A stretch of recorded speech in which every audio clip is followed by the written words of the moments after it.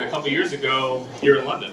And so I lived here. I just moved away to Kitchener, but I got to know Sen, who you can't see right now, but he'll be right here soon. We have actually our games on display if you're upstairs and you're looking at the stage on the far left.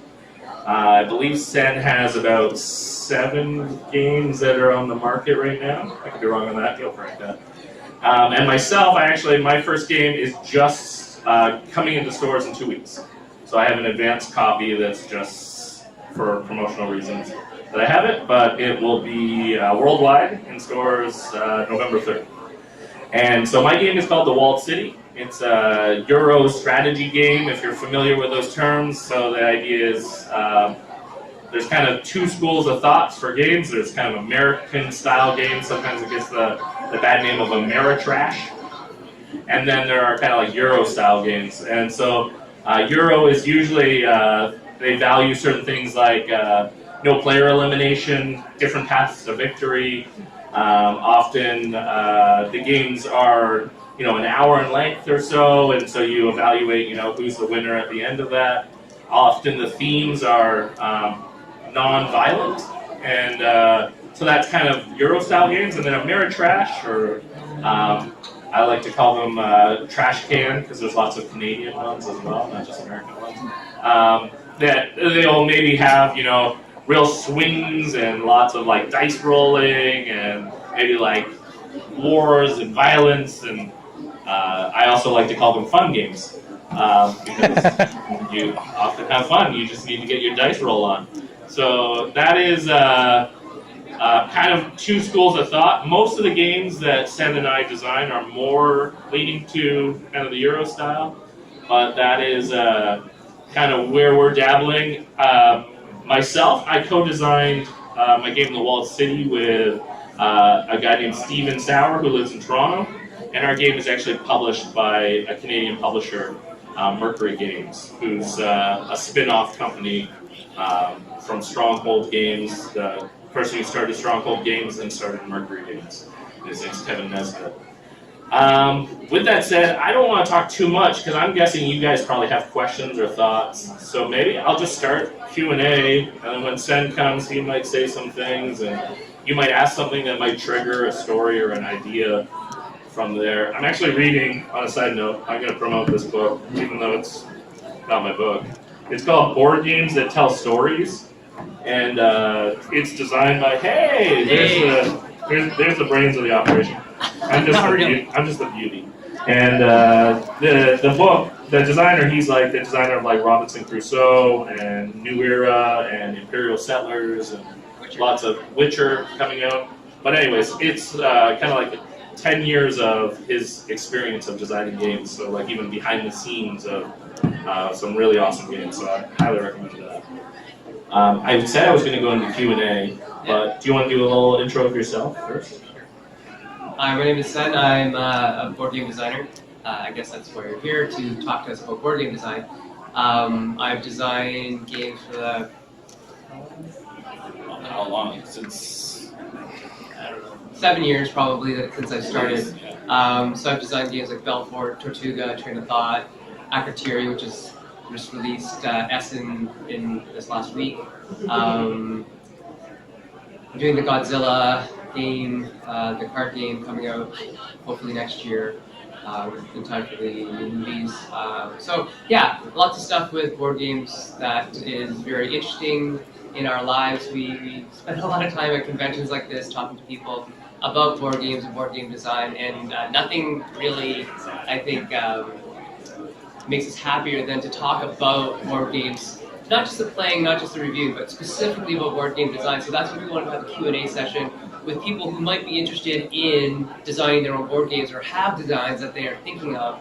If you have any questions or concerns, if you have any things about Kickstarter, using social media to get your name out there, let us know.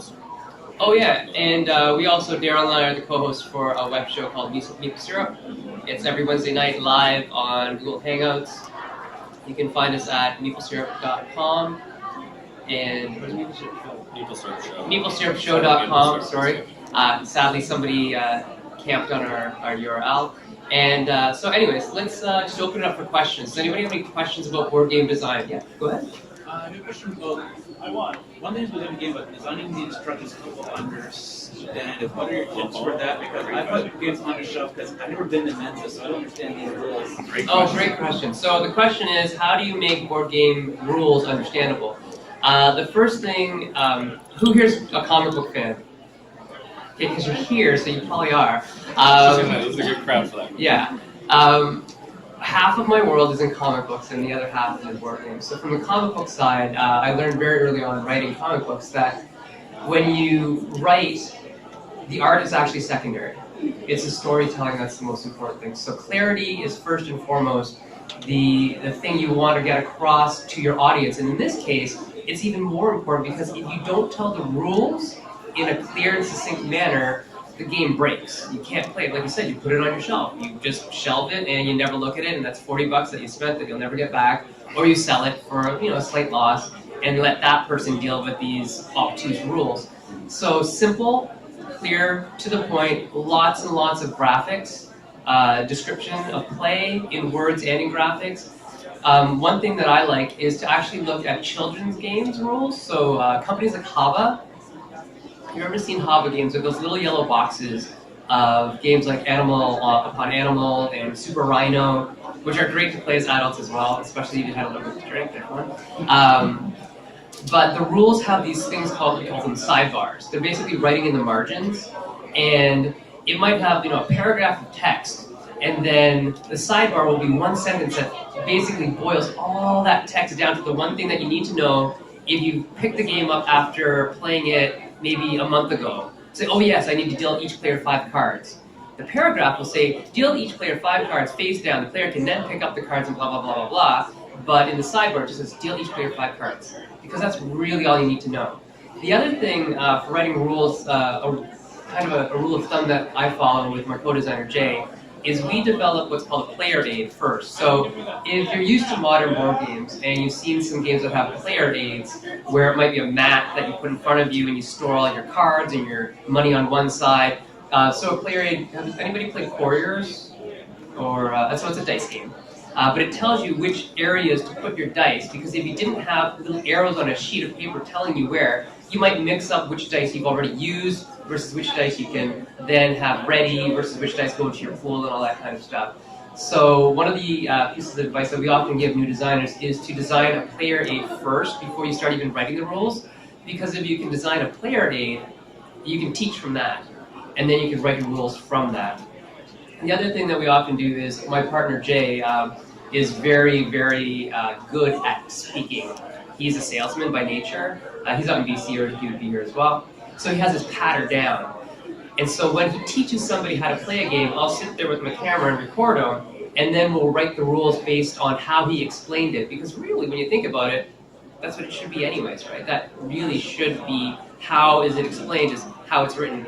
Daryl knows this. I write rules like a robotic lawyer. I write rules like I was a Dalek. Like it was coming out, and actually I sound like a Dalek sometimes. I was gonna say that's a great reference. On our show, when my microphone has an error, I always end up sounding like a Dalek. But anyways, so I write my rules very much like a computer programmer.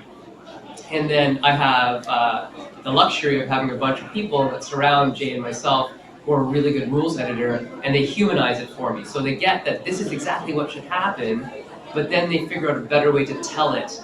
Tell the story in a better way, right? And that's what I was talking about.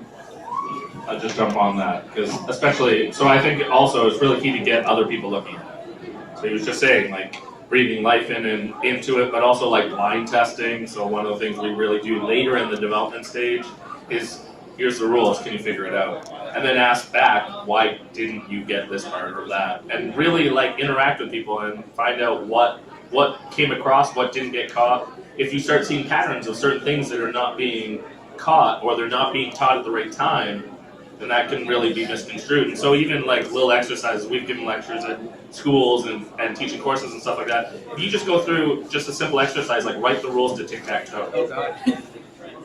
If you just give people the assignment and you don't talk through like what makes a good rule set, often people won't explain until the end of the game. You need to get 3 in a row.